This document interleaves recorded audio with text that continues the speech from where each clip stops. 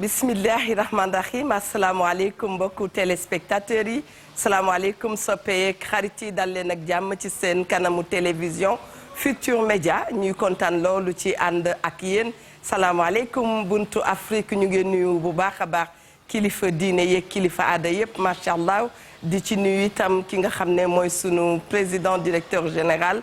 mboolem directeur ci biir kër gi noo ngi leen di nuyu beral itam nuyoo ñi nga xam ne ñooy xalifa généraux yi ñaan yàlla mu yàggal seen taxawaay te mu ànd ak wér noonu la ñuy waxee salaamaaleykum daal di koy duggee ci biir clinique yi hôpitaux yi ak dispensaires yi ñaan yàlla wéral malade yooyu te bañ a tëral kenn macha allah bu ko defee itam ñi nga xam ne ñu ngi ci prison yi ñu ngi leen di bàyyi xel bu baax a baax ndax àdduna moo ni mel.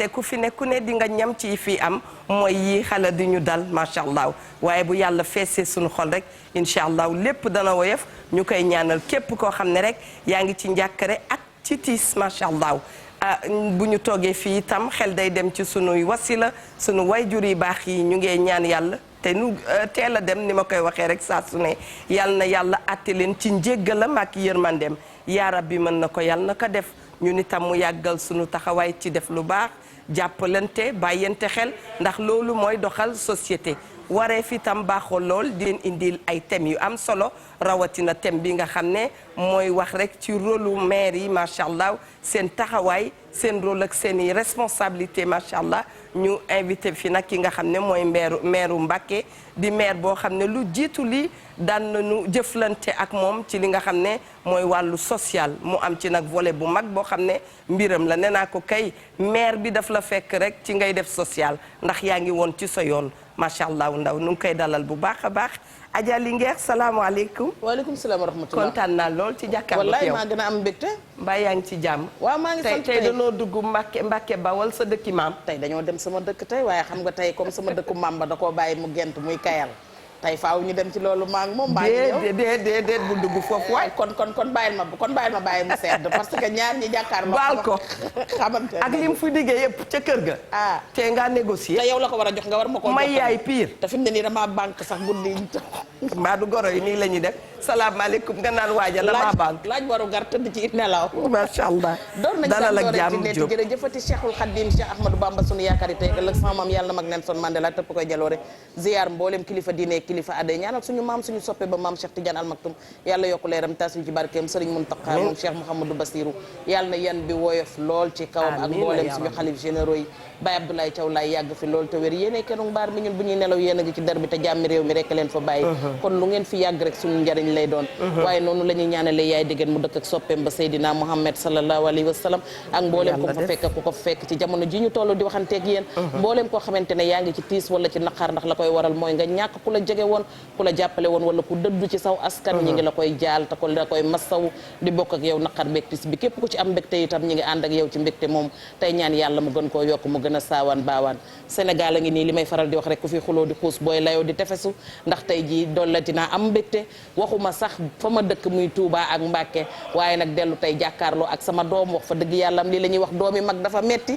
ndaxte da ngay am doom yoo xam ne ñoo la mag tey moom ki ma jàkkaar lool di sama lépp nag di sama xarit bu yàgg lool nee naa Ndoye Bane ndekete montagne yi rek nga mënta tasele waaye tey nag goro gi laay jël ndax xam nga dama ko war a may soxna sama biir kër ndax ay doomi nijaayam laa yore te dañ ne doomi nijaaya di mbokk bu amee di la may bu amul balaag la nga yor est-ce que macha allah fi nga tijjee am na solo lool Ndoye Bane yow itam ñu ngi kontaan ci dalal la gannaaw dañ la délégué déedéet ëpp na maa waat bu ma ko keneen waxoon ma waatal ko waaye du yow mi baan mari na la waatal bu ma indil benn problème nun duñu jug ci xool kaamil boobu nga tudd macha allah buñ ca xamul dara sax ñu ngi koy yër salaamaaleykum loo wax ci man non jaajëf Eva ñu ngi lay ziar jërëjëf Bane ginnaaw bi ñu nuyoo kilifa diine yeeg kilifa aada yi ci réew mi yëpp di ci jiital sunu sëriñ ba Cheikh Bassirou Abdoul Khadr di ko ñaanal mu yàgg fi lool te wér amiin di ziar waa Pire Sañu Xor yëpp sunu xalif ba sëriñ Mansour Cissé dëgg la sëriñ Maodo Cissé ak moom parent ji bi Diagne ak monsieur le maire sëriñ Boub ñu ngi koy ziar bu baax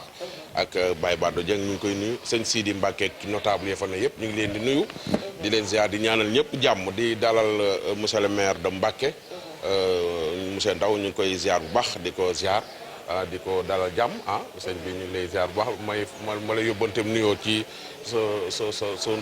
sa waajuru jigéen maa ngi koy ziar bu baax a baax a baax a baax a baax maa ngi koy ziar bu baax mosu ma ñaanal ñaan yooyu mu ma ñaanaloon wax dëgg yàlla mi ngi may dal ba léegi maa ngi koy ziar bu baax di ziar ñëpp rek fas yéene ñëwaat xuusaat rek ci li nga xam ne moom moo di liggéeyu maire yeeg wareefu maire yeeg ñoom seen tey dañuy wax dans généralement maire yi waaye tamit di dugg Mbàkke tamit xool tamit suñu sëriñ bi lan la liggéey Mbàkke ba mu fa toogee léegi. ngeen dalal bu baax sëriñ Abdou Mbacke Ndaw di ko wax salaamaaleykum.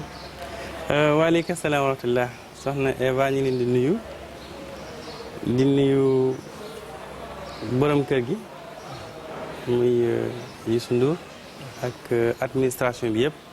tout à fait. di nuyu sama bokk yu baax yi ma bokkal plateau bi. wante di nuyu sëñ Touba Cheikh Mamadou Mountakha.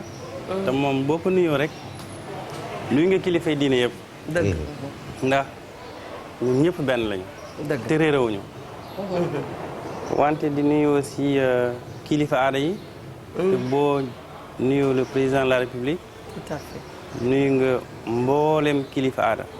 ak cosaan bu nekk ci réew mi. di am mbégte ci wuy si leen ci invitation bi. wante aussi di nuyu waa Mbacké.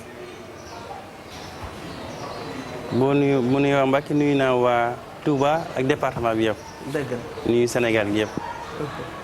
macha allah naka la Mbacké def. waa ñu ngi ci liggéey bi. ñu ngi ci liggéey bi bu baax a baax. ndax Mbacké dafay dëkk cosaan. dëgg la. ndax boo xoolee réew yi développé. waaw. mooy réew yi ëpp cëslaay. dëgg la. mooy réew yi nga xam ne seen culture. maanaam muy seen cosaan. ak seen i aada dañ ko dëgëral. te muy dëgg. loolu mooy tax doo leen mën a fël ñu daal. ndax seen cosaan ak seen aada yooyu ma jox ci benn exemple lu mel ne la Turquie. Turquie yi dañuy réew mu gëm seen cosaan ak seen aada. dëgg la. nga xamante doonte diine islam lu ëpp ci jeexitali yonent bi fa la ne. wante loolu taxul ñu adapté culture arabe.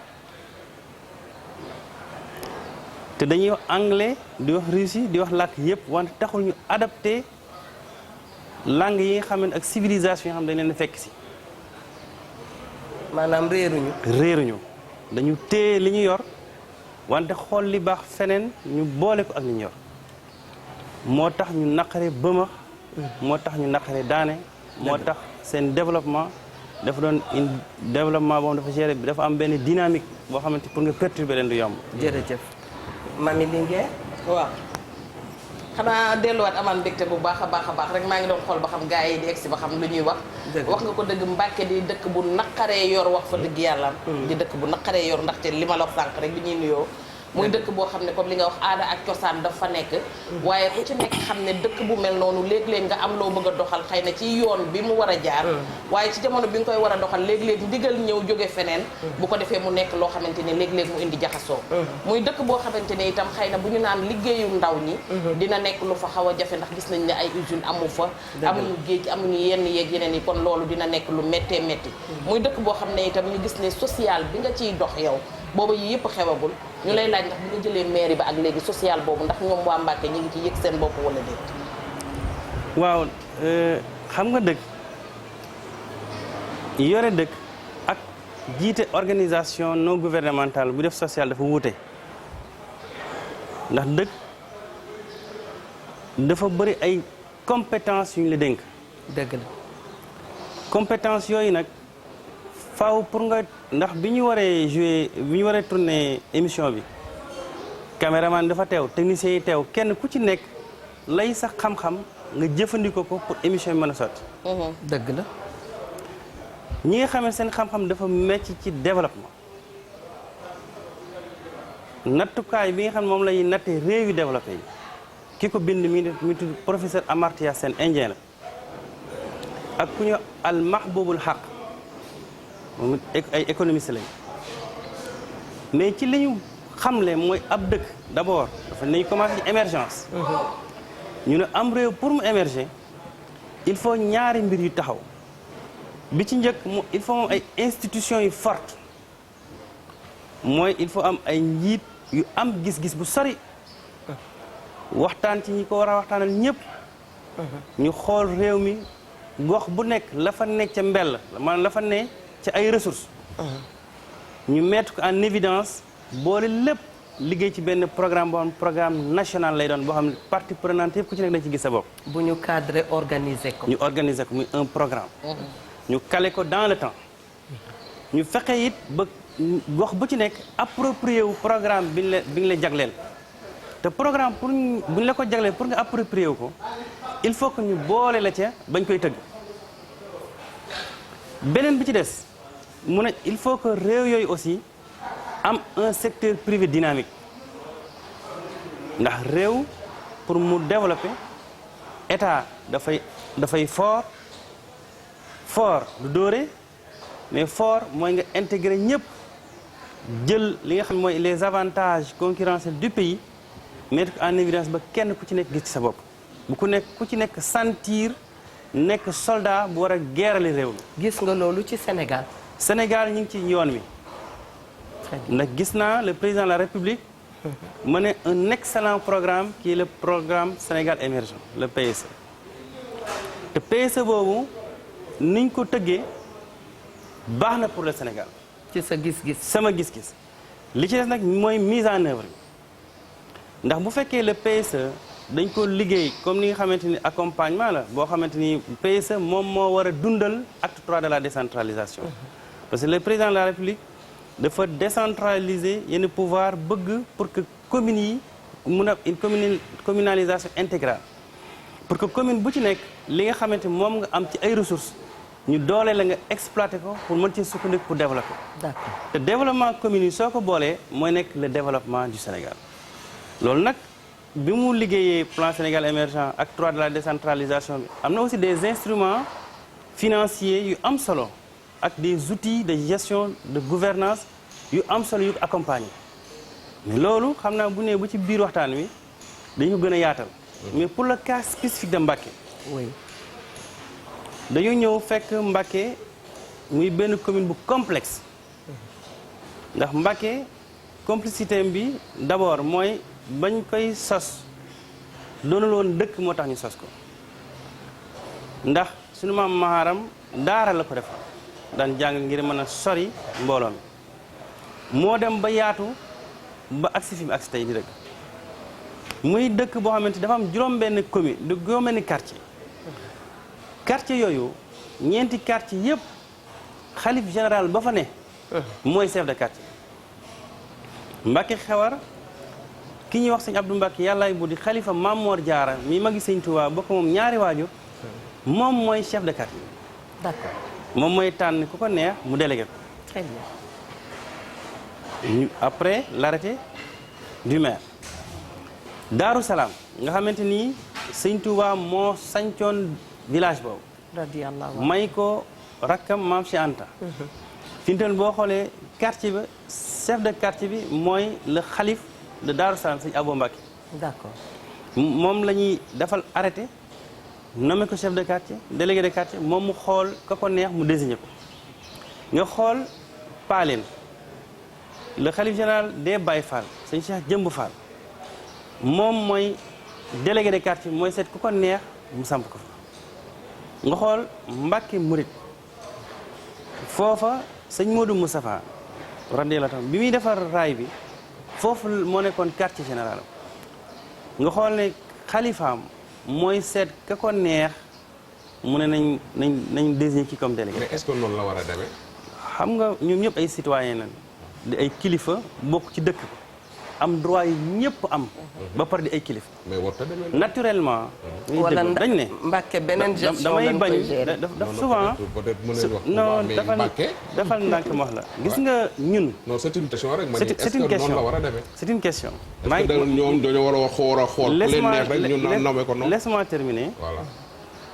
Mbacké démb ka fa nekk nga xam ne surtout Ibrahima Awa Niang may ñëw géré woon foofu sos ko mu nekk ab village dem ba rattraché wu ka fa nekk mu sëñ Moussa Ndiaté mooy délégué bi am benn quartier boo xam ne moom la Ndoyeen muy quartier bu yàgg famille ba kañ désigné moom la maire bi di désigné comme délégué li waral loolu dafa am réalité spécificité dëkk bu ci nekk dafa am spécificité ay réalité am bu fekkee da nga bëgg a ñëw jël xam nga les lois dañ leen a concevoir mu doon lu standard ñu war ko adapter en fonction des spécificités et des réalités de la localité loolu bu amee rek loolu problème da am loolu nag ñooñu day kilifa yu jiite ay mbooloo ci Mbàkke ci biir Sénégal ak ci biti Sénégal ñooñu nag nature Mbàkke ak ni Mbàkke bindoo moo tax lépp looy def da nga ci waxtaan ak ñoom ni Mbàkke bindoo waaw mooy li may laaj sànq waaw yàlla dogal nag ñuy ay kilifa yu xam yoon ma jox la fañ jële loola ñu ko jëlee Serigne Touba radiyallahu ta'ala anhu sëñ Mamoor Jaara génn na àddina mu demande autorisation pour dem ñu denc Mamoor Jaara ñu rejeté autorisation ñu rejeté ko waaw te boobu mi ngi en résidence surveillée à Diourbel te boobu mbooloo mi toll nañ noo xamante su sëñ bi bëggoon a dem Mbàkke denc magam dana ko def wante segam yàlla dafa dogal mu nekk en résidence surveillée mu nangu dogal yàlla bi foofu dafa jàngale lu rëy muy conformé wu ak loi yi ak règlement yi réew mi tout à fait daa di yabal sëñ Mbàkke Buso mu dem taxaw loolu tax suñu kilifa yi ñoom yoon woowu Serigne Touba tënk muy ñuy tënku ci charte yi nga xamante mooy moo ëmb ñëpp looloo tax ñoom it dañuy doon ay kilifa wante doon ay vrai citoyen très bien modèle dañuy doon ay kilifa doon ay vrai citoyen ñu doon ñaan yàlla Mbàkke nekk dëkk boo xam ne dara du fa xew ci xew-xew mais itam léeg-léeg ñu gis ne ku denc ay xale ay jeunes dina am ay problème yooyu jànkonteel ca dëkk ba naka ngeen di ban volet ngeen réserver xale yi pour mën leen a gunge ci seen développement voilà xam nga boo xoolee ci fan yëpp damay dégg ñu wax ci emploi des jeunes waaw te dafa il faut ñu bàyyi xel ay paramètres yu bari ban ak ban ak ban dëkk bu ne am na des réalités am na des ressources am na des avantages concurrentiels yuy permettre dëkk boobu am une attractivité waaw le cas de Mbacké et de Touba il faut nga remonter tuuti l'historique pour xam ci tuuti pour mën a indi avantage yi Mbacké mën a tirer ak yeneen communes ci Touba Touba Cheikh Ahmadou Bamba mi ko sanc Mbacké le Cheikh Amadou Foutiyou Tall radiyallahu ta'ala moo njëkk a découvrir Serigne Touba fekk ñëwagul jamono c'était à Mbacké Serigne Touba mi ngi feeñe Mbacké taawam Mouhamadul Kabir fa lañ ko denc ki ci topp soxna Fatima fa lañ ko denc Cheikh Mouhamadul Yeddaali taaw doomu Serigne Touba la fa lañ ko denc nijaayam Serigne Bousso bi fa lañ ko denc magam bu mbokkal ñaari waajur fa lañ ko denc dëkk bi mu njëkk a sos muy Daaru Salaam Mbacké la nekk jumaa ji mu njëkk a tabax di ko jiite pendant 2 ans Mbacké la nekk Cheikh Mouhamadou Moustapha taawam fa la gane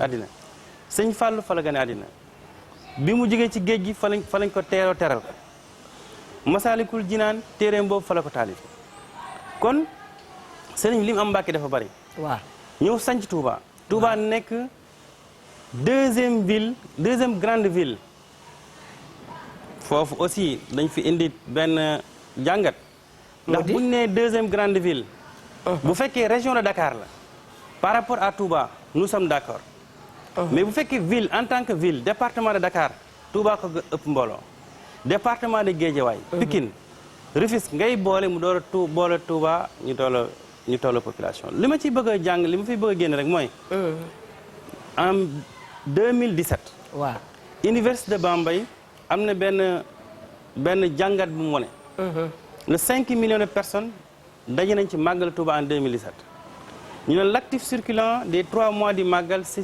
wax nañ ñetti weeri màggal yi xaalis biy wër ci biir Touba waaw xayma nañ ko ci 265 milliards de francs milliards nga wax 265 milliards ci ñetti weeri màggal gi Université Bambey moo ko refee nga mën a drainer 265 milliards te lépp c'est mi ngi jëm ci wàllu consommation ciment lay doon fer peinture carreau lu ñuy lekk lu ñuy sol ainsi de suite ainsi de suite 150 000 nag dañ ko utiliser ci màggal de Touba.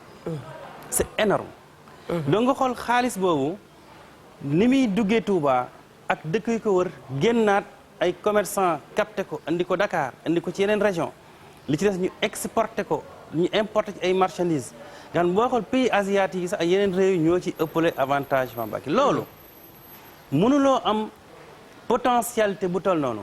Très bien. te doo créer des pôles. waaw comme li wax métropole d'équilibre. naturellement li waa ANAT wax. doo donc nga war koo créer nag autour de Touba. mooy yoon. pour xool le besoin de Touba. nga mën a créer conditions yu nekk de fournisseurs de Touba. te loolu Mbacké ak Touba 2 communes la mais benn communauté la ndax benn askan nga taxaloon nañ co-urbanisation bi am na. Touba titre foncier global la 528 mënoo fa am titre de propriété. kon Mbacké moo ne une commune administrative par taxalu Touba par jaxasoo ak moom.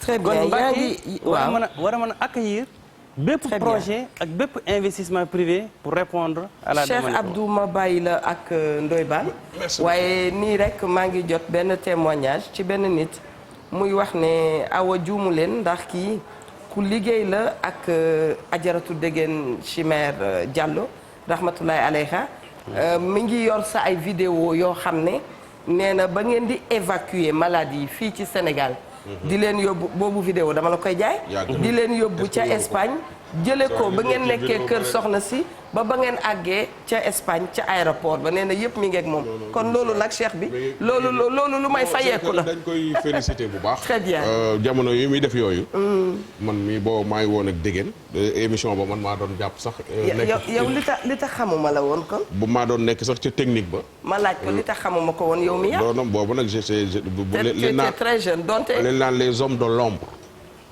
j'étais dans l'ombre jamono mami sa càmmiñ mais c'est vrai jamono yooyu j'étais dans l'ombre parce que xam nga Am ak Babacar kenn gisu leen dañ leen di dégg jamono yooyu ci loolu laa nekkoon moo taxoon xamoo ma woon mais booba xam naa ko leen doon def yëpp bokkoon naa ci ñi ko doon dox nga ko ciy félicité ñu ngi nuyu gañ siri effectivement ñu ngi nuyu gañ siri bu baax sunu xarit sunu sœur il y a plus de 5 ans 8 ans 7 ans gis nañu daan na joxe ay dons ci armée bi gendarmerie fu nekk ambulance am dem na fa ci Sénégal loolu dañ ko koy sant di ko gërëmee tamit Mbacké ak Touba ak fépp joxe na fa ay ambulance ak ay dons yu jógee est-ce que piqûre la balaa muy ñëw parce que gisaguma nga laaj ko laaj bu tàng de kan ci non ci laa jëm parce que dama doon xaar ngeen dama doon sànq ba tey mi ngi gàmmu rek di wax sëñ Touba sànq doo doon gàmmu waaw doo doon gàmmu ma doon xaar ba mu pare ci gàmmu gi rek ma laaj ko parce que jamono yooyu mu doon def bi mu demee ba gis ni nag dëkk bi Sénégal nit ñi sopp nañ ko rawatina dëkk ba mu dëkk mu ni xaaral ma dugg politique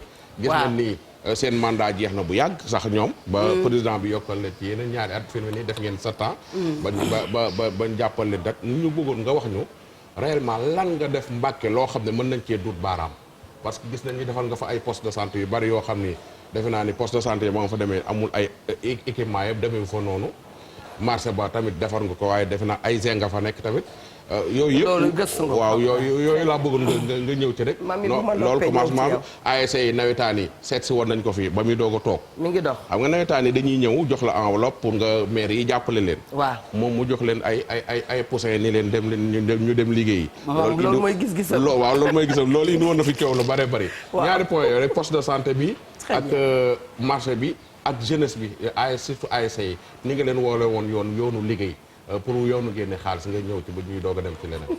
voilà xam nga Ndoye. waxtaan na ko teg ci xam-xam. calibré ko. c'est vrai on parle de développement. te pour nga wax développement. dañuy sukkandiku ci les indices de développement humain. dafay Amartya Sen IDH. dafay conditionné ne pour développement maanaam ci dëkk. pour nga mën ko développer. faaw nga fexe ba nit ñi wér. parce que nit ki bu fekkee wérul. lu xam-xamam bari lu alalam bari il est improductif kon il faut que nit ki wér d'abord moo tax bi ñu dikkee te pour nga mën a def ci wér gi yaram dafa am lu ko jiitu il faut nga am xaalis waaw dañu fekk une commune déficitaire de 115 millions au trésor ñu apurer le déficit am ay bor à hauteur de 102 millions ak 137 ak 37 millions nga war a fay bor yooyu pour mën a am beneen élan de démarrage mais booy démarrer ci dëkk dafa am loo xamante ci nga war a sukkandiku muy wér-gu-yaram looloo waral ñu jàppale structure de santé yi nga xamante ni fekk nañ fa d'abord muy les 2 postes de santé yi nga xamante ni dañ leen a abandonné woon muy Diamaguène ak Mbacké Déme ñu réhabilité ko équipé ko pour mu redémarrer poste de santé yi ñu ngi daan am 300 000 dotation médicaments ñu yóbbu ko à 1 million de francs poste yëpp pour ñu am un démarrage ñu xool ne quartier yi nga xam mooy Ndoyeen extension ci Santhiane bon mën nga ne presque 1/5 population fa lañ dëkk. d'accord amuñu courant amuñu ndox amuñu yoon amuñu marché ñu tabaxal leen poste de santé équipé ko ba actuellement mi ngi fonctionner lotissé leen seen marché yóbbu leen courant yóbbu leen ndox defar yoon bi dugal fa aussi 13 millions ci financement pour accompagner les femmes toujours ci santé Baye Fall yi muy paaleen ndax boo xoolee Daaru Salaam ba Mbacké di mu mat na presque 4 ou 5 kilomètres amul benn structure de santé bu nekk ci segment boobu moo tax ñu tabax fa benn structure benn poste de santé tuddee ko Mame Seydou Nabou Ndiaye waaju Mame Cheikh Ibrahima Fall ba inauguré nañ ko ba mi ngi fonctionnel actuellement fii may waxee mi ngi dox à 100%. ñu tabax aussi beneen maternité annexe ci biir centre de santé ndax boobu dañ doon réhabiliter maternité bi nekk biir centre de santé bi ñu paree nii waxtu wi may wax ak yow voté nañ conseil municipal ba war fa def une radio numérique à hauteur de 46 millions defar bâtiment bi à hauteur de 13 millions dès la semaine prochaine dinañ commencer les travaux ak un bloc opératoire pour que jigéen ñi ñu li mën a defee césarienne au niveau de Mbacké ak yenn actes chirurgicaux yi ñu mën ko defee à Mbacké. césarienne bi de c'est gratuit la wala. li lu mën a xew dafay tënku ci les politiques de l'État et les disponibilités du centre de santé. je crois que c'est à l'appréciation du médecin-chef de district. fi ñu toll nii ñu ngi war a finaliser te bëgg nañ ko inaugurer avant le Magal Touba poste de santé bi nga xamante ni ñu ngi ko def Ndiayène carte bi excentré la ndax diggante Croix-Rouge ak Diamaguène war na mat daa ay 4 kilomètres te lu mat 4 sous-quartiers ñoo fa ou 5 sous-quartiers yoo xam ne bu ñu soxlaa dañuy dem Croix-Rouge wala ci biir centre de santé ñu def fa benn poste de santé boo xam ne incha allah bëgg nañ ko inaugurer avant le Magal de Touba pour que nit ñi mën koo jëfandikoo. ci loolu ci wàllu santé foofu lañ ci tolloogum suñu objectif doonul politique politicienne mais ñun suñu objectif mooy Mbacké comme yeneen communes yëpp de 1960 jusqu'à aujourd'hui politique bi lañ gën a privilégié que liggéey. nous avons accusé beaucoup de retard. mais Covid bi gis naa ni jàmbaar nga ci lool. Covid bi def 20 millions. Covid bi président de la République joxe décrété joxe ndigal pour que vraiment ñu def état d'urgence am ay mesures yu indi automatiquement dama déggoo ak le préfet mu woote benn réunion le comité départemental am initiative bu mu teg wax li ñu soxla ma gis ne xaw naa yeex ma ne ko la mairie de Mbacké s'engage à répondre favorablement ci les besoins le préfet jox instruction le médecin-chef mu def ay besoins expression de besoins ñu génne jënd loolu à hauteur de 14 millions jël 1 million jox ko comité départemental bi pour seen ay carburant ak seen communication ci loolu ñu gis na sëriñ daara yi chaque année dañ daan jël 5 millions jox la ñu def conférence waxtaan jëndee ko dundu séddoo ak ay bassin ñu jël 5 millions yooyu jëndal leen ko ay dund jox leen commission bi séddale leen ko. pour ñu mën a toog parce que booba waxaguñu tëjaguñu dëkk yi mais ñun dañu anticiper pour jox sëriñ daara yi ceeb ak saabu ak diw ak suukar pour que ñu mën a téye xale yi. ñu aussi ñu am benn communication bu am solo bu ñu def. yaatal pour que waa quartier bu ci nekk. ña fa nekk mën a tibb pour dimbale sëriñ daara yi jàppale leen. très bien pour xale yi mën a toog. mais budget Mbacké tey Ndoye Bane vas-y boo paree ñu dem ci man ñaata romb na milliard wala egg ko fa. daaw àgg nañ 1 milliard mais boo xoolee ren dafa wàññeeku li tax mu wàññeeku mooy dafa am ay investissement yoo xam ay fonds yu yéex a ñëw. ñu dugaloon ko ñu reporté woon ko ci budget bi moo tax bi mu ci feeñee moom accédé à 1 milliard. mais actuellement fonds yi bi ñu ko utilisé accès wàcc na 800 millions li tax mu mat 800 millions mooy ñun dañu bëgg a sincère ak suñu bopp ndax budget dafa war a sincère ndax li ngay budgétiser war ko mën a recouvrir te war ko mën a am mais boo amul sa nga jege ko en fonction de temps bi ngay liggéey nag ci sa évolution nga mën a évoluer. Mangoog Cheikh Abdou lan ngay tontu ki nga xam ne tey yaa ngee liggéey ci yow ci sa gis-gis mais gis naa ko bind ne moom daal pour moom liggéey bi des na lu bare et que moom vraiment këram moom sax koñam sëriñ daara yi amuñu ci li nga xam ne moom la ñuy wax xam nga dañu nekk ci jamono bi nga xam ne léegi wax sa xalaat aayul ndax nee nañu wax boo ko solalee mbubb rek war koo mën a laaj nit ki. c'est important wax dëgg yàlla. xam nga boo xoolee man ni may liggéeyee. waaw lu ci ne dafa am ay commission. waaw commission yi. avant ñuy def dara danañ def annonce. d'accord. am nañu base de données. bépp daara bu nekk Mbacké. ak fu mu mën a nekk ci biir commune bi yaa ngi ci biir base de données. d'accord mais boo toogee sa kër nag ñu annoncé di ko loo xam ñu ko ba ñu ci 6e édition. demoo inscrire mais kooku du suñu responsabilité. dëgg yàlla. d'accord mais déggoon nañ fa coowul suuf. du suñu responsabilité. ban doo introduire mami balaa coowul suuf bi. waaw xam nga mami dafa jàkkaarloo mbokk gorob la damay ban ragal mu diw ko beurre bi mais ci suñu sëriñ la mais après émission bi lay continuer nekk sëriñ bi. xam naa ko mu diw beurre bi jàmm ndaru laa dal daal. musoo bi. miiru Armelia. waaw dégg naa amuloon na coow tout ak koo xam ne sax yéen ñaar yéen a àndoon yéen a faroon xaw ma Mamadou xaw ma nan.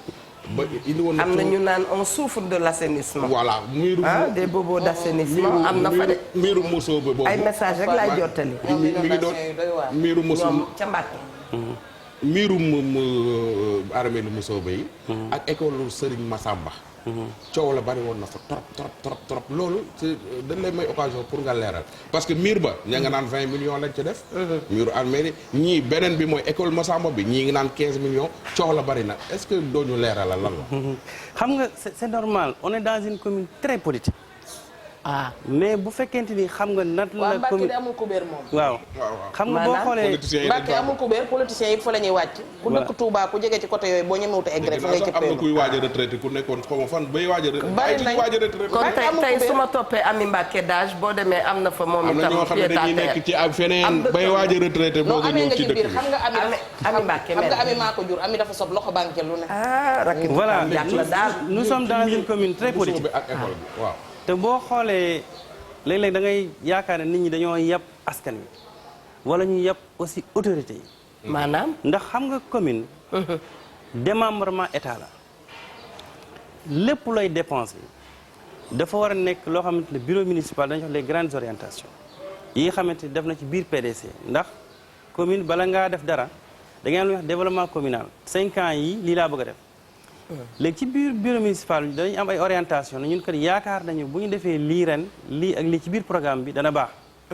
ñu présenter l'intercommission ñu liggéey ci. ñu liggéey ci def un projet de budget présenter le conseil municipal. d'accord kon lépp lu ñu liggéey rek c'est prévu dans le budget ça c'est un.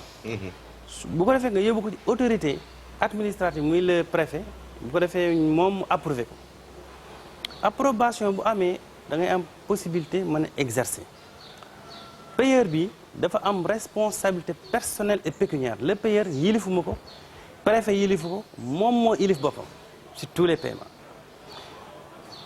lépp lu ñu jëf it dafay jaar ci marché am na commission boo xamante ni man bokkuma ci ñoom ñooy liggéey li nga xamante ni ak le secteur municipal li nga xamante ni mooy marché yi nga xam ne voté nañ ko war ko exécuter le service de l'urbanisme c'est un représentant de l'État lépp lu ñuy def moom le chef de service de l'urbanisme moom moo ñuy defal les plans te bu amee décompte moom moo ñëw vérifier doo def décompte te le payeur du fay sans l'approbation sans la signature de décompte du chef de service de l'urbanisme kon ñun maire yi xam nga lu ñu man bëgg dara proposer ko ci budget mu nit liggéey ko nga mandaté mu fayee ko ñu réceptionner avancé ci loolu nag chaque exécution de budget bu déwénee am na lu ñuy wax compte administratif et de gestion le compte administratif et de gestion mooy lépp loo xam ne voté loon nañ la ko par exemple 2020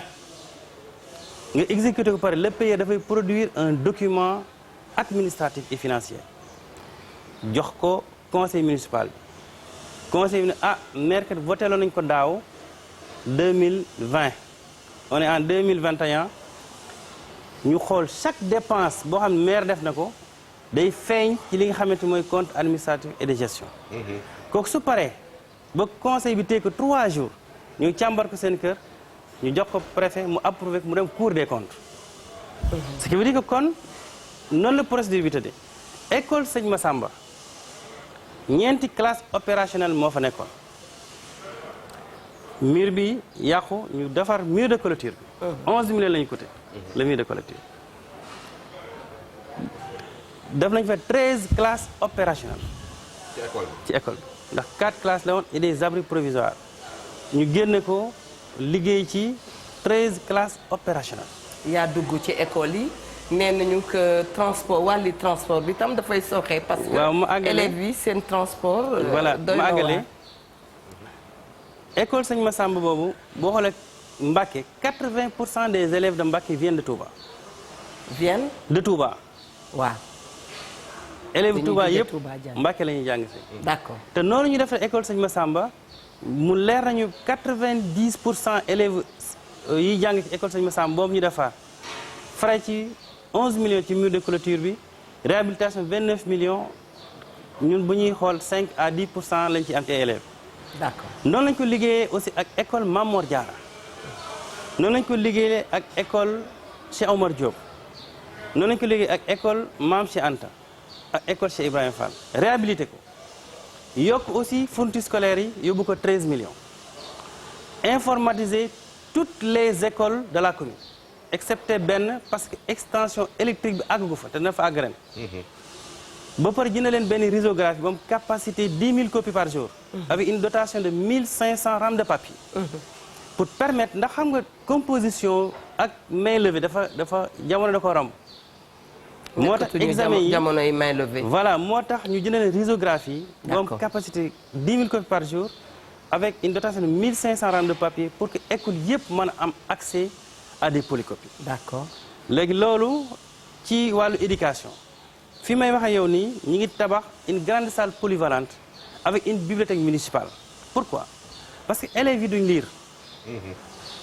duñ lire parce que tàmmatuñu lire wala amuñu ay livres pour lecture te bibliothèque yi dafa mel ni existé tout waaw te existé tout moo tax ñun ñi ngi tabax nii benn bibliothèque municipale bu ànd ak salle polyvalente ak des bureaux pour le conseil communal de la jeunesse et les jeunes mais ci bibliothèque boobu du doon une bibliothèque simple dañ ko une bibliothèque intelligente parce que les livres en ligne les livres numérisés dëgg la actuellement toll nañ fa war nga mën a am say élèves segmenter livre bi partager ko ak ñoom c'est vrai ndax xale yi jël seen tablette wala ñu jël seen téléphone lire ci mooy gën a yomb jël livre bi lire puisque canal la boo xam ne war nañ ko mën a utiliser ñu tendre vers l'intelligence bien artificielle muy les livres numériques. pour dem ci développement. pour mën a dem ci développement. très bien. léegi par rapport ak miiru armeel yi. loolu ñaari question yi kay coow la loolu wax nañ ci lu bari.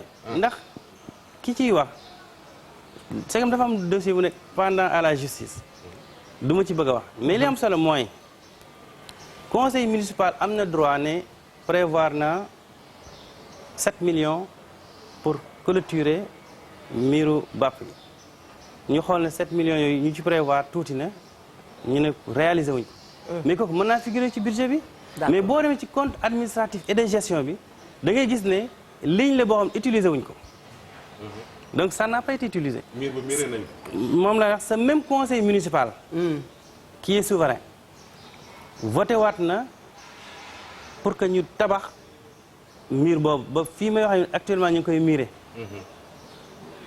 conseil bi kay bu fekkoon voté woon na 7 millions pour ñu defar xanaa du voté waat beneen xaalis ñu koy def kon lu indi coow moo tax ma ne la c'est une ville très politique te léeg-léeg nit dugg ci loo xam du ko maîtriser dugg ci ba ci biir nag bëgg ci génn mu tëkko yooyu yëpp day am moo tax nag les maires am na ñu bëgg a xam mur bi muru lan la ba mu war a def 7 millions. non mur de clôture la te du mur bu ndaw mur bu mag c'est des cimetières armée yi dafa rëy. d'accord armée dafa rëy moo tax les maires ñu ngi doon demander ci chef de l'État pour ñu revoir statut maire parce que da ngay nekk une autorité di liggéey pour la commune avec tous les sacrifices mais aussi lu neex nit jóg wax la dóor la dal sa kaw sans sécurité et tout moo tax nag loolu statut la bu ñu jar a seetaan mais nag d'accord c'est politique maanaam maire bi am tey koo xam ne mooy assurer gardam. non pas ci loolu loo bëgg a wax xam nga boo xoolee am na autorité bu fekkente ni da nga ko jox ay responsabilités mu diriger ay milliers de personnes waaw wanaam statut bu ko sécuriser ci fànn yëpp loolu dëgg la. mais les maires sont exposés à tous les dangers ah ouais. da ngay doon amul maire benn statut. da ngay doon ay maire darmaan mënuñu leen. da ngay doon maire am njaboot am ay doom am famille am ñu la bëgg am ay soppe fépp ci àddina bi benn nit jóg utiliser les réseaux sociaux wax lu ko neex il paraît que porté nga ko plainte kooku ci yow la nekkoon porté nga ko plainte. non moom au contraire moo ma porté plainte moo la porté mais loo jotee waa gendarmerie ci seen terrain bi. ban gendarmerie amul benn suufu gendarmerie boo xam ne dañ doon wax naan mairie bi da koo joxe ak ñoom seen. non non non très bien. la Bëggoon gendarmerie naa- nationale Waaw. ils ont dañuy def demande pour parce que loolu sax ñoom avant ñu def demande man maa seeti seen kilifa ne ko Mbacké dañu bëgg ñu renforcer la sécurité soxla ndax boo sécuriser Touba te sécuriser woo Mbacké def ko te ñaawte fii dañuy planifier li ñuy planifier ci Mbacké ni dugg Touba il faut que ñu équilibrer la sécurité ne kon route de type bi nañ fa wut 2 hectares yoo xamante ni dañ fa implanter benn brigade de gendarmerie ñun ñoo ko sollicité ñu ngi xaar ba léegi pour ñu ñëw pour construire te buñ ko tabaxee dana participer à la sécurisation de la commune de Mbacké mais aussi ak Kayel ndax côté bi ñu koy def la loolu la voilà très bien. waaw man moom baan bëggoon naa. waaw demal déedéet demal. dama gis ne tamit booy liggéeyal askan ñoom ñu gis ci seen bopp baax na trop li mu wax nangul naa ko ndax xam naa bu baax dëkk bi muy wax xam naa ne defar ko du yomb mais dañu gis ne jamonoy ndem si yàlla na ko yàlla yërëm Iba Gueye maa ngi ziyaar waa këram yëpp itam coow lu mel noonu daf doon am fu ñu toll mais jamono ji koo wax Mbacké mu ne la mbalit mi nee na ñoom presque oto mbalit gisatuñu ko koo wax itam mu ne la inondation yi te dama koy faral di tooñee Lansana Gadji Sakho sama xarit balaa ko doon tooñee naan ko gouverner c'est prévoir nawet baa ngi ñëw ku nekk xam na ne inondation dafay amaat lan nga taxawal actuellement pour que inondation yi fi gisoon at yële passé mën ko teggeeku ndax ku nekk xam na ne diggante boobu assainissement sonal na leen trop comme ni ñu koy waxee ndaxte Bawol moom nangu naa ne assainissement sonal nañ ndax bu ñu demee ba li wër Touba yépp di taa nga wax sànq lu am solo mais dama jàpp ne dépassé nañ léegi jamonoy théorie rek dañu war a egg ci pratique Touba ak Mbacké nekk benn dëkk boo xam ne xëttaloo nañ actuellement ndax sancaan yee ko waral ngeen nekk ñaari maire yoo xamante ne li ngay wax ni tey bu ngeen lënkaloo woon joxante loxo muy yow ak Abdou Lahad Ka war ngeen a mën a liggéey loo xamante ne su màggal dikkatee loolu xaalis boobu di génn di dem mu nekk loo xamante ne dafay des ca dëkk ba su boobaa waxuma laa emploi des jeunes mais mën na jur leneen ak leneen ca dëkk ba dama ko mës a dajale ay xale yu Mbacké sama kër ne leen kaay leen ñu waxtaan jamono ngi ñëw tuuti nit dootul bañatee joxe addiya mais ku sa yàpp bopp réer da ngay làmb sam kaan ndax nit ki du tëj këram jabaram war a fay dem ay doomam ñu war leen a dàq école mu jël lam am di ko joxe jee addiya nit ki da ngay jéem ci dara yéen ñii daje yéen juróom-ñaar ñi ku ci nekk sa maam am nag màggal bu ki yaree xar ki yar bëy ki yar ginaar ki yar leneen ngeen jaayante ko ci seen biir kii bu màggalug maam dikkee mu dem jënd ca kee kii bu màggalug maam dikkee mu jënd ci kee xaalis ba dafay des mais dama jàpp ne loolu yow ak ni nga xamee dëkk ba ak na nga fa yàgg dëkkee ni ma yàggee xam sa bëgg-bëgg ca dëkk ba lu jiitu tey war ngeen mën a teg loolu waxtaanee ko yéen ñaar ba ngeen teg ci loo xamante ne day taxaw ndaw ñu mën cee jàpp très bien maa ngi ñaanal Ibrahima Gueye suñu borom xare ko aljana amiin ak sama jigéen Adja Degen Simer xam naa dañ ci ñëw ci biir sa xarit sama xarit sama yaay sama lépp wallaay dëgg la. maa ngi ñaan yàlla yonent bi mu bëggoon ci xolam wallaay. yal na ko teero amiin yaa rabbal aalamiin. ci dara yi yonent bi alayhi salaatu wa salaam amiin. li ma la bëggoon a leeral mooy état dafa am projet bu am solo bu mu teg muy UCG am beneen programme bu am solo tamit muy FERA UCG am nañu ay oto yoo xamante ni ñëw na pour jàppale si oto yi mairie de Mbacké. ñu am ay itinéraires yu ñu teg. itinéraires yi nag ñun li ñuy mën mooy annoncé ko ñu jaar ci itinéraire yi. am na ñoo xam dikk nañ ne oto yi du jaar seen quartier ñu programme leen itinéraire. am na itinéraire yoo xamante ni aussi oto yi dañuy dem ba yàgg ñu bàyyi itinéraire mais loolu lu ñu ci signalé. dañ koy liggéeyaat.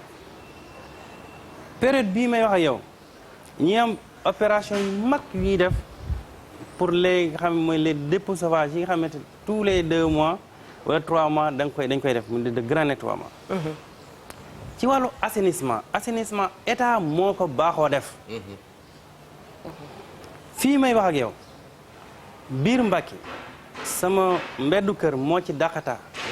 ak sa buntu mairie. waaw moo ci dàqataa mbeddu këram ak buntu mairie. moo ci dàqataa au moment où je vous parle dafa nañ canalisation bu jógee ci canal bi fi mu yemoon ba ci buntu kër buntu Lonase actuellement Lonase dès la semaine prochaine boo fa demee da nga fekk ñi ngi teg égout yi ndax dañuy continuer la canalisation ba mu ñëw ci biir centre ville bi ndax loolu dafay investissement yi 10 liggéeyu état la mais mairie dafa obligé defal ko boppam. très bien.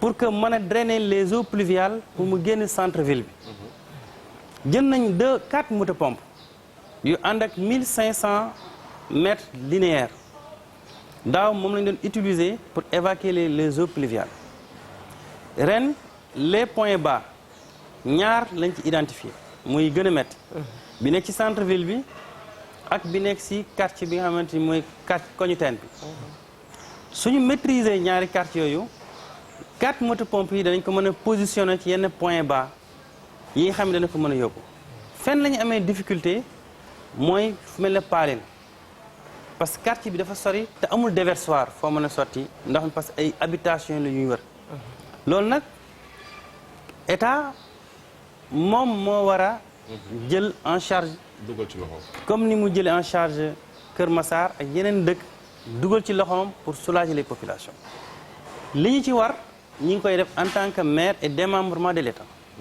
mooy jàllale information ci fi ñu ko war a jàllale mais aussi di ci liggéey avec le préfet qui est l'autorité administrative pour mën a régler ces problèmes. très bien xam naa ne mbirum assainissement yooyu moom gox boo dem rek dafay am problème surtout que dinañuy gis dégg naa assainissement boobu bu ñu amee problème boobu ñu jël ay béton ki ay xeer ak ay bajaan bi nga xam ne on a du temps de Lassana dikkoon na fi mi ngi expliqué benn jour ba wax ñu ne yooyu yëpp ay problème lay indi kon suñu dëkk bi du jëm kanam mu fii mbirum assainissement defaruñu ko macha allah fii laa daan toog Ndoye Bane di wax ne zone A dafa taa dafa nangam ca jamonoy Lassana mu ne ma dana yàgg waaye daan ko defar gis nañ ne indi nañ ci wax dëgg yàlla mais na su boobaa nag waa population bi nañ bàyyi di jël ay xari dee ak ay mbalit di ko dugal ci égout yi kooku thème la bu spécial loolu thème civisme gis nga moom monsieur le maire ñu ngi lay félicité waat bu baax a baax mais foo leen toll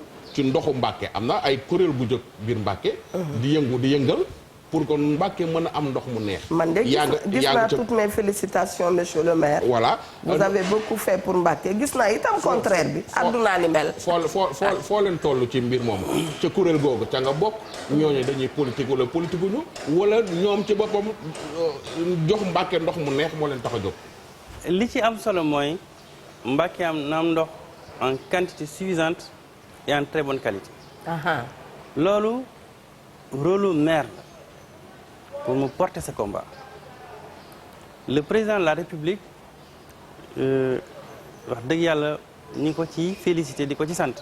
bien vrai que rôle am la ndax disposition yi mu njëkk a jël mooy fexe ba Mbacké am ndox en suffisance.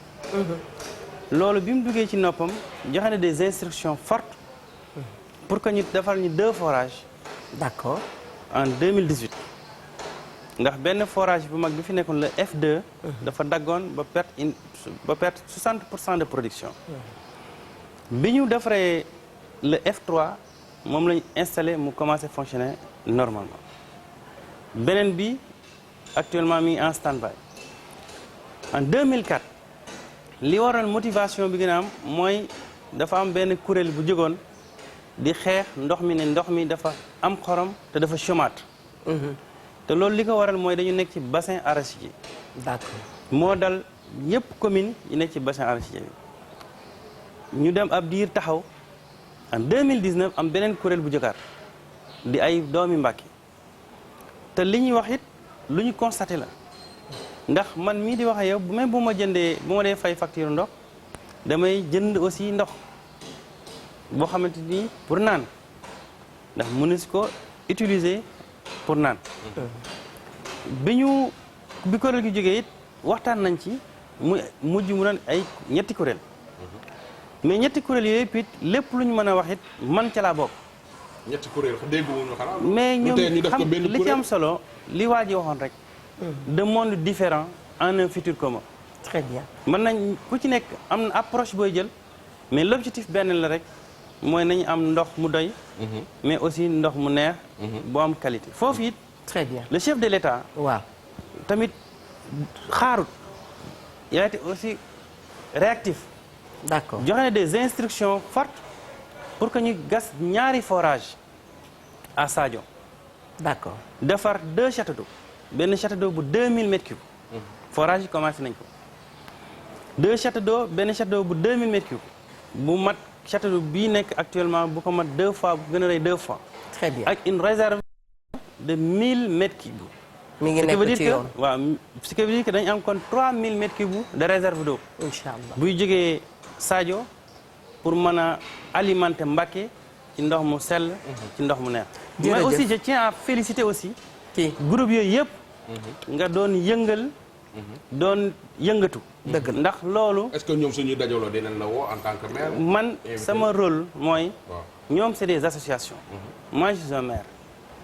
association yi seen rôle mooy accompagner le maire dans sa mission suñ ko xamee noonu lay tëddee suñ ko xamul noonu lay tëddee. mais est-ce que ñun ñu lay dugal ci mbirum. est-ce que mbir mii nii. très bien pourvu que ngeen nekk en phase. mais parce que su ngeen nekkulee en phase. li am solo mooy waaw waaw. mënuloo bokk ci ñiy xeex ñi ba pare dem bokkaat ci ñiy négocier yow da ngay encourager. nit ñi ci seen dynamisme. déglu leen di dëkku li ñuy wax information. très bien nga porté ko ci autorité bi. dékku plutôt waxtaan ak moom nekk une croix de transmission. pour que autorité bi mën a saafara. ndax da ngay laaj Cheikh Abdou am na lu jaaxal loolu waa Mbacké Touba itam. bëggoon nañu nga dalal seen xel ci wàllu transportu xale yi. parce que gis nañ ne dafa bëri xale yoo xam ne dañuy ñàkk seen bakkan ci yoon yi wala dara. kon bëggoon nañu nga taxaw ci wàlli transport bu nu jógee ak yow ci loolu ñu wax ci état civil.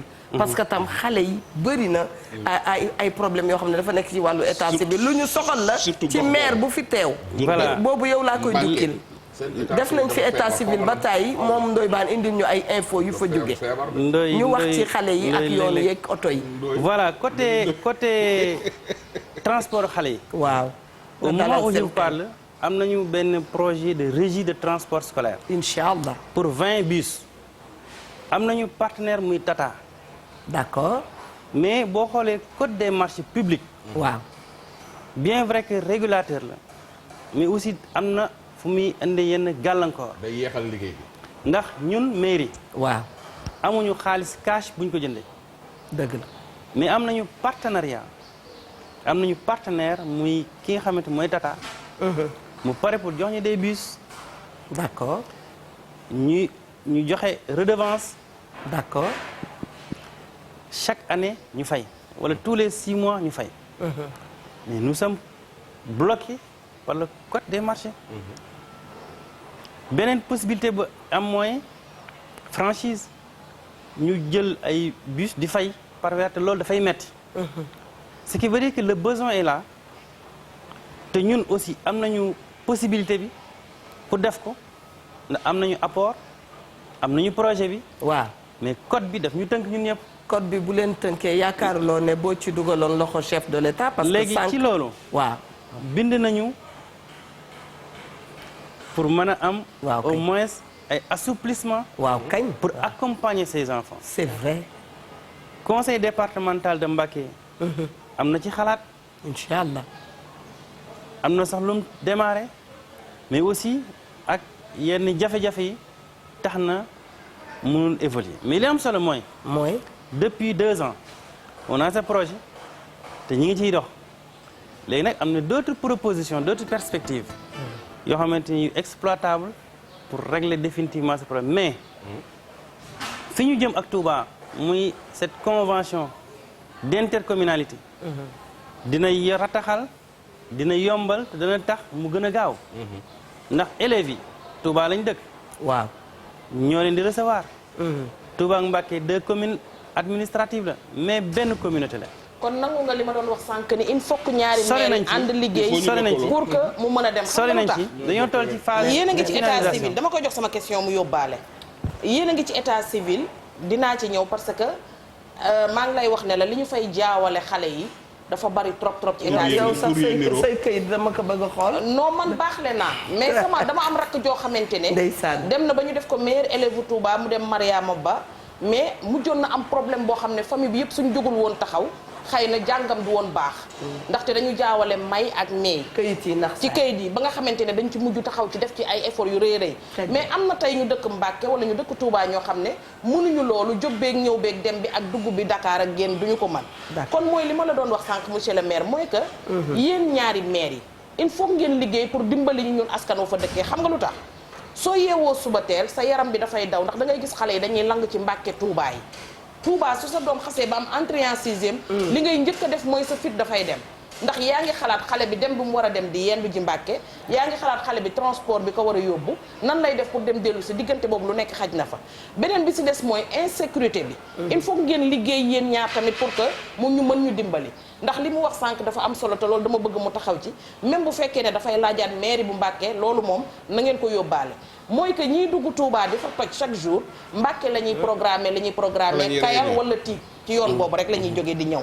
diggante boobu il faut ngeen sécuriser ko tellement que dimbali nit ñi ndaxte dëkku sañcaan moo mel noonu kon yéen ñaar nu mu mën di demee il faut ngeen ànd liggéey même bu fekkee ñeneen ñu bees dañuy ñëw pour ñu jàppale ñu il faut ñu ànd liggéey très bien loolu ci loolu côté sécurisation bi ñun li ñu mën ñu ngi koy def en 2019 le ministre de l'Intérieur demandé naa ko pour un détachement de GMI 50 GMI mu joxe son accord de principe mais à condition que ñu am fu ñu leen yóbbu ñu réhabiliter un bâtiment à hauteur de 10 millions ci biir commissariat de police amoon na un détachement de 50 GMI durant le Magal mais après ñoo ñibbi donc ñun def nañ sax ba def loon du suñ daanaka waruñ ko woon a def mais lépp rek pour mën a am maximum de personnes yoo xam ne dañ mën a sécuriser suñu dëkk ci wàllu état civil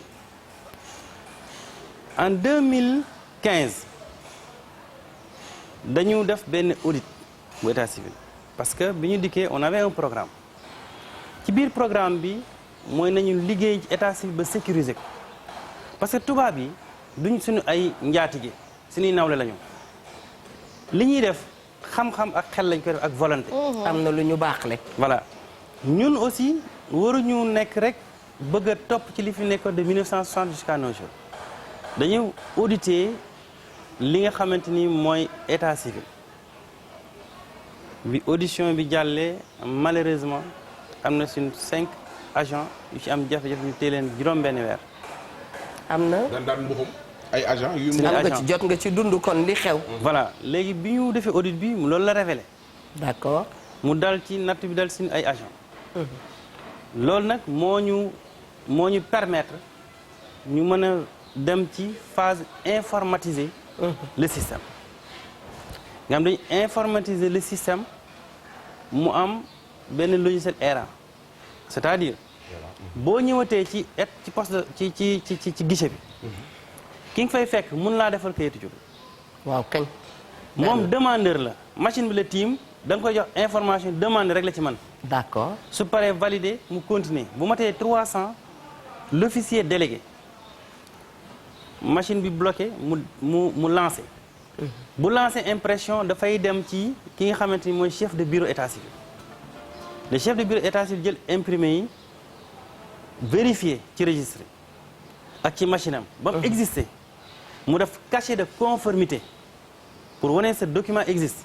waaw mu doon dem signature ci officier délégué. donc nga xool actuellement nii bépp acte d'état civil boo xamante ni enregistré nañ ko en Mbacké c'est automatiquement répertorié au niveau de Dakar. informatisé nañ ko ba mooy nekk dernière question Ban. ba pare synchronisé ko. ba pare non dernière question bi mooy ndax day demaat day laajaat Mbacké wala ndax mami nee na ndax da ngay nekkaat candidat. nee na mami yow nee na opposition nga bokk wala pouvoir nga bokk parce que maa ngi la doon dégg primature beneen bi mooy sa kujje politique ga nga xam ne moo nekk foofu maa ngi fay dégg sa Gallo Ba. Gallo xam naa ni sooy def élection non ñëpp wàcc nañ man mi sax non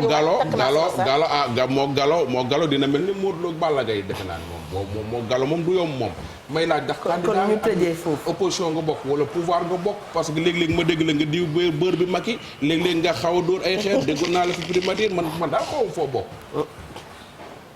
non man du ma politicien du ma def politique politicienne man dama am lu ma gëm te ci laay dox buy taw muy naaj muy lëndëm muy leer li ma gëm ci laay dox bi may dem élection ci mouvement lañ demoon musuma def politique non ànd defar Mbacké muy jàmm xewal c'est pas à part non c'est à part bi ñu gagné élection yi président de la république woo ñu pour ñëw jàppale ko ci liggéey bi ñu dem jàppale ko ci liggéey bi élection législative bi mu accès mu tabb ñu suñu département suñu commune présidentielle yi aussi ñu jàppale ko ci loolu beneen contexte la c'est beaucoup plus complexe que ça ko dafa laaj beneen émission kon ñun segam jox nañ ko suñu kàddu pour accompagner ko ci gis-gisam ci réew mi dañ ko ci accompagner à 100%.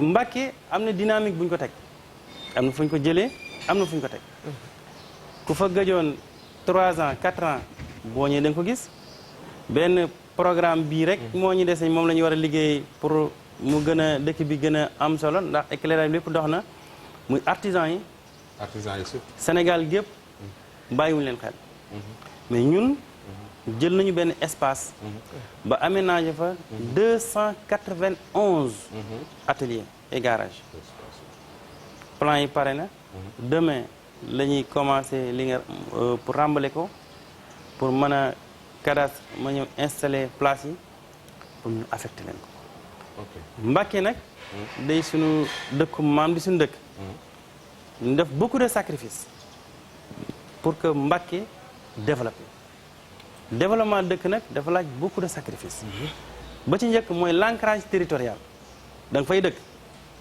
say soxna dëkk fa say njaboot dëkk fa nga feebare fa ndax fa ngay feebare bëgg nga fajukaay ya baax fa ngay dëkk ak sa njaboot bëgg nga environnement bi baax bëgg nga moom sécurité bëgg nga say doom jàng-jàng baax kon da nga def effort pour que condition Gallo dëkku fa non moi je ne parle fa la ñuy tëjee non ba il faut war a def effort pour que fa nga yeewoo fa nga baax yeewoo baax ci dynamique boobu nga nekk ci dynamique boobu laa nekk jërëjëf moom moo teree nelaw Gallo ko teree nelaw jërëjëf fi may daanele ayca mooy sëñ Touba Cheikh Mamadou Mountakha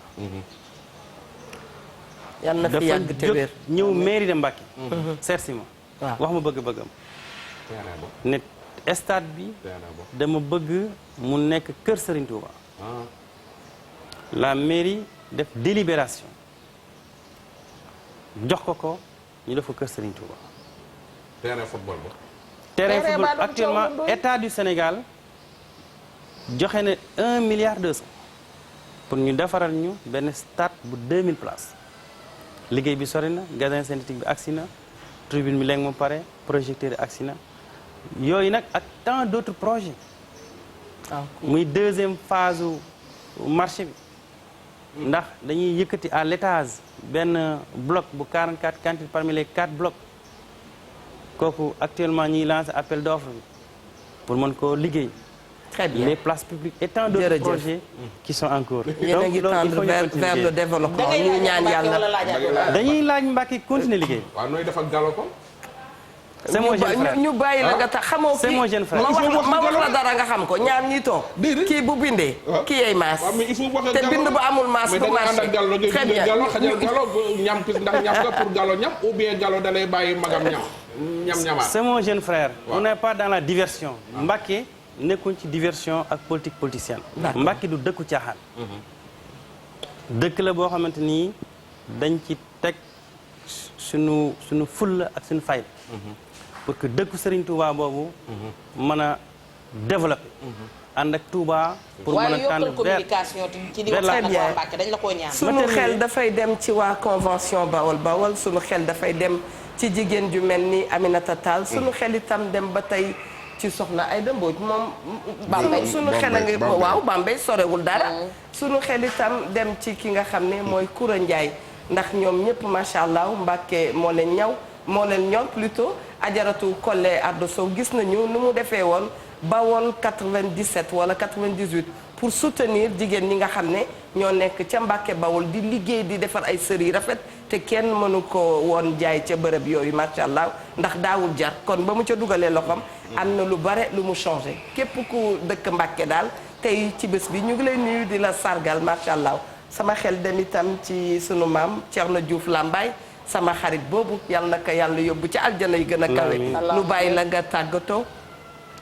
li ñuy tàggatoo mooy di leen sant di leen gërëm ndax communication dafa am solo dëgg la ndax àddina bi kii di intelligence économique nga xamante mooy énergie bi doxal àddina ndax lépp dafa tënku léegi ci xam-xam tegu ci intelligence artificielle dëgg la te la koy alimenté mooy information kon ñu ngi leen di féliciter ci qualité émission yi ngeen di def di leen sant di leen ñaanal yàlla amiin yaa rabbi di leen tamit invité aussi màggal prochain kay ñu mën a def une découverte de Mbacké yow sunu frère nga sax découverte de Mbacké di ñaan yàlla réew mi yàlla def fi jàmm amiin yaa rabbal alamin ci dara ji yonent barke Cheikhul Khadim sallallahu alayhi wa sallam maa ngi sant bu baax di gërëm ñëpp merci très bien Linguère looy tàggatoo balaa maa dem ci doy xanaa am mbégte bu baax a baax moom ma ngay wër rek di xool kuy naka sanc ndënd wala kuy samp ndënd waaw non Mbàkke ka bari ñuy sampi ndënd yow mi toog xam nga ñun Bawol bu ñëwee Ndakaaru wut si ba retraité dañuy dellu ci dëkk ba dem mu wekki piliaan laaj chef de quartier ñooñu dañ leen war a dàq wala maire ji ñooñu dañ leen war a dàq nekk ci àll bi ba retraité bëgg ñëw ji ab dëkk di ko laaj loolu yabaate la wax dëgg yàlla yabaate la léegi nga gis ci paa bu ñuy suuli ci dëkkam sax ndeysaan oto ba day siisu melul ne Amadou Boutor demoon ci dëkk ba moom kër Amadou yàlla delloo na ko njukkal baax ak Ndeye Victor Gueye ñi koy jaajëfalaat bu baax amoon mbégte jàkkaarloog sama doom sama goro wax fa dëgg yàllam xam ngeen ne ñun nag dañuy laajiwaat maire Mbàkke ba fas fa yéenee toog sama goro bee fay toog ma dem nekk ca wetam man nii sax damay laaj fi mu toll nii delluwaat di gërëmaat waa Sénégal gépp di leen wax ne kenn gënu leen di nag jaajëfal bu baax sama doom Serigne Saliou Mbàkke moom Serigne Cheikh moom Serigne Modou Fati Xari di ko jaalewaat bu baax waajuram boobu fi génn àdduna yàggul dara waaye di ko jaale moom mi ma jàkkaarlool wax dëgg yàlla soxna Ndey Gueye moom ajaratu Daba Mbay yaaram nekkoon foofu ci Mbàkke di woon jigéen ju am solo ndaxte nag noonu la jamono baaxoo Samba la Jóob ca maire ga ba ci Ibba Gueye ba ci moom mii coowul maire yi moom noonu rek la musa baaxoo ku ko yor ku nekk faaw nga dégg lu neex dégg lu naqari waaye dalam may na ko mu yor ko macha allah nit nag lu mu wax ci béy bu feebar bu nekk ñu ne der baa tax du li muy mbokk gi waaye noonu la dëkk yépp demee di wax ne ki jaar ci bijou yi di laxaat xéewal mën ngeen ko woo mi ngi fële ca Sacré Cœur mi ngi ci 77 519 09 31 77 519 09 31 woo leen ko Abdoulahat xéewal mu defanteeg yéen xeetu baax laxaat jërëjëf très bien Ndoye Bane merci beaucoup mami di remercier bu baax a baax monsieur le maire Mbacke di yóbbate duyoo Mbacke nag xam nga moom mënul ñàkkee parce que dëkk yu bari dañ ko wër ndomba soo xoolee Touba Kayel Dalal Ngaabu Mbacke nekk ci digg bi